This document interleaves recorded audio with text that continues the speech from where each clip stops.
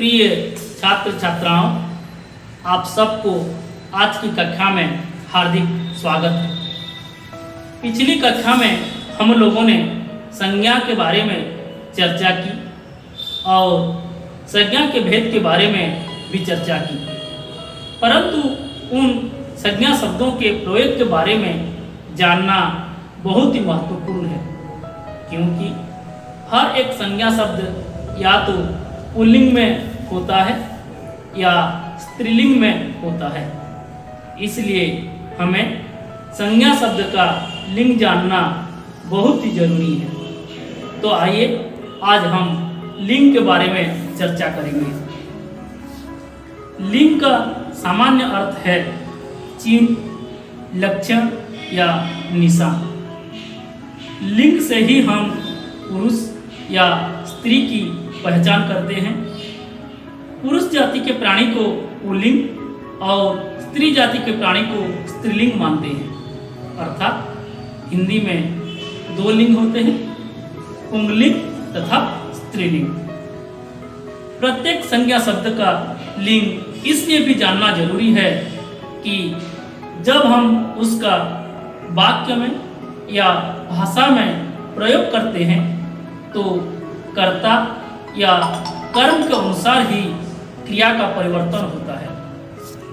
ऐसी स्थिति में लिंग का जानना बहुत ही महत्वपूर्ण है। उदाहरण के लिए, जैसे राम जाता है, सीता जाती है। यहाँ राम तथा सीता संज्ञा शब्द के कारण क्रिया का परिवर्तन होकर जाता है या जाती है हो रही है। उसी प्रकार जैसे राम ने रोटी खाई, सीता ने फल खाया। यहाँ रोटी शब्द स्त्रीलिंग के कारण खाई तथा फल शब्द पुल्लिंग के कारण खाया है। उसी प्रकार लिंग की पहचान करना बहुत ही कठिन है। लिंग पहचान के लिए हिंदी में पर्याप्त नियम नहीं है। प्रयोग के आधार पर ही लिंग पहचान की जा सकती है, परंतु हम हिंदी को तृतीय भाषा के रूप में पढ़ने के कारण लिंग का उतना सही प्रयोग नहीं कर पाते। हिंदी भाषा भाषी लोग हिंदी को प्रथम भाषा या मातृभाषा के रूप में पढ़ने के कारण एवं हिंदी को माध्यम के रूप में पढ़ने के कारण वे प्रयोग के आधार पर लिंग निर्णय कर लेते हैं। हिंदी में प्राणीवाचक हो या अप्राणीवाचक संज्ञा शब्द सभी को केवल दो लिंगों में बांटा जाता है, पुल्लिंग या स्त्रीलिंग। मनुष्य और अन्य प्राणियों का लिंग जानना आसान है, क्योंकि प्राकृतिक रूप से वे पुरुष, स्त्री या नर मादा होते हैं। इसलिए हम कुछ नियमों के बारे में चर्चा करेंगे। पहले देखते हैं कुछ प्राणीवाचक शब्दों के परिवर्तन। जैसे पुल्लिंग शब्द स्त्रीलिंग में परिवर्तन होते हैं। नर से नारी, घोड़ा से घोड़ी, बालक से बालिका, बाघ से बाघिन, पिता से माता, पुत्र से कन्या, माली से माली, कुत्ता से कुतिया, शेर से शेरनी, बैल से गाय, लड़का से लड़की, पति से पत्नी, हिरण से हिरनी, राजा से रानी। लेकिन कुछ प्राणीवाचक शब्द हैं जिनके स्त्रीलिंग रूप नहीं होते हैं, वे केवल पुल्लिंग में ही प्रयोग होते हैं। जैसे उल्लू, केंचुआ, कौवा, कछुआ, खरगोश, तोता, नेवला, भेड़िया, मच्छर। परंतु कुछ ऐसे प्राणीवाचक शब्द हैं जिनके उल्लुंग लिंग नहीं होती और वे हर समय केवल स्त्रीलिंग में ही प्रयोग होते हैं, जैसे कोयल, गिलहरी, चील, जोंक, जूं, तितली, मकड़ी, मक्खी, मछली, मैना। ऐसे नित्य पुंगलिंग और स्त्रीलिंग शब्दों में नर मादा शब्द जोड़कर लिंग स्पष्ट किया जाता है। जैसे उदाहरण में हम कह सकते हैं नर कौवा, मादा कौवा, नर कोयल, मादा कोयल। तो इस प्रकार आप लोग अभ्यास करेंगे। अप्राणीवाचक संज्ञा शब्दों का लिंग जानने के लिए रूप, अर्थ और शब्दांत मात्रा पर विचार करना पड़ता है। लिंग जानने के लिए मुख्यतः प्रयोग और अभ्यास की जरूरत है। फिर भी हम कुछ तरीके अपनाते हैं। यहाँ मुख्य रूप से हम 3 तरीके से हम लिंग के बारे में जान सकते हैं। पहला है शब्द के बहुवचन रूप के आधार पर लिंग निर्णय। दूसरा है अर्थ के आधार पर लिंग निर्णय। एवं तीसरा है शब्दांत, स्वर या प्रत्यय के आधार पर लिंग निर्णय।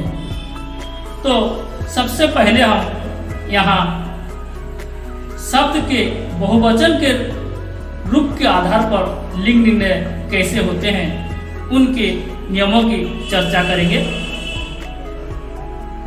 छात्रों, यहाँ हर एक नियम पर अच्छे से ध्यान दीजिएगा।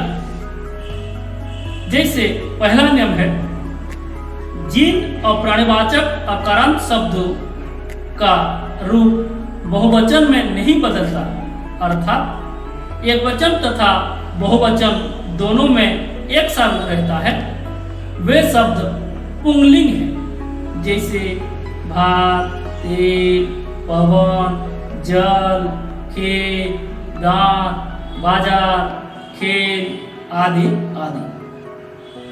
उसी प्रकार दूसरा नियम है, जिन अप्राणीवाचक अकारांत संज्ञा शब्दों का अंतिम अ का बहुवचन में एम हो जाता है, वे शब्द स्त्रीलिंग हैं।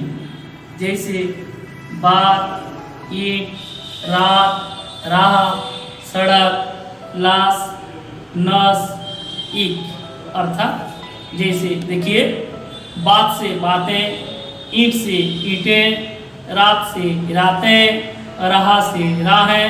तो यहाँ हमें स्पष्ट रूप से जान लेते हैं कि ऐसे शब्द स्त्रीलिंग शब्द होते हैं।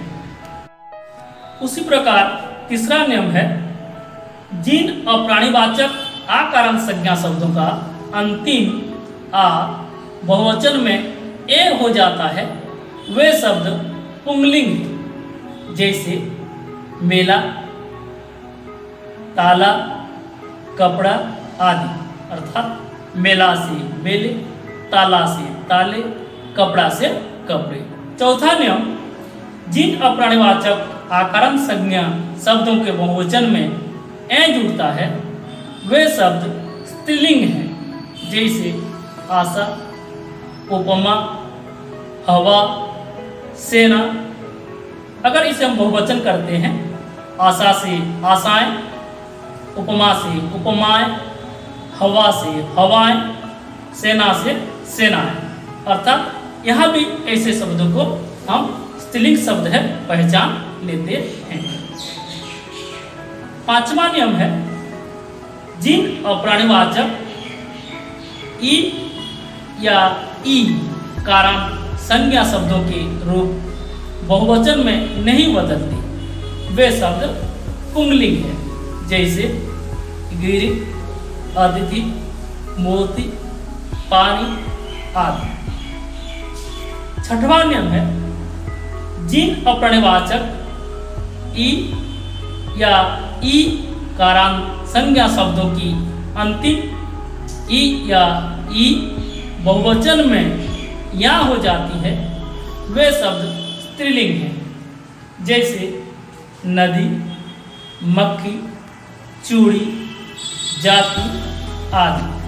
अर्थात यहाँ नदी से नदियाँ, मक्खी से मक्खियाँ, चूड़ी से चूड़ियाँ। अर्थात हम वचन बदलने पर यहाँ शब्द स्पष्ट रूप से हमें बता देता है कि ये स्त्रीलिंग शब्द हैं। उसी प्रकार 7वां नियम जो है, जिन उ या उ तथा ओ कारण संज्ञा शब्दों का रूप बहुवचन में नहीं बदलता, वे शब्द पुल्लिंग हैं। जैसे शिशु, लड्डू, आलू, रेडियो आदि। 8वां नियम है, जिन उ तथा ओ कारण संज्ञा शब्दों को बहुवचन में ए हो जाता है, वे शब्द स्त्रीलिंग में ही होते हैं। जैसे ऋतु, वस्तु, झाड़ू आदि आदि। अर्थात ऋतु से ऋतुएं, वस्तु से वस्तुएं, झाड़ू से झाड़ुएं। अर्थात हम यहाँ भी पहचान लेते हैं कि इस प्रकार के शब्द स्त्रीलिंग में आते हैं। प्रिय छात्र छात्राओं, घर पर रहें, सुरक्षित रहें, स्वस्थ रहें। धन्यवाद।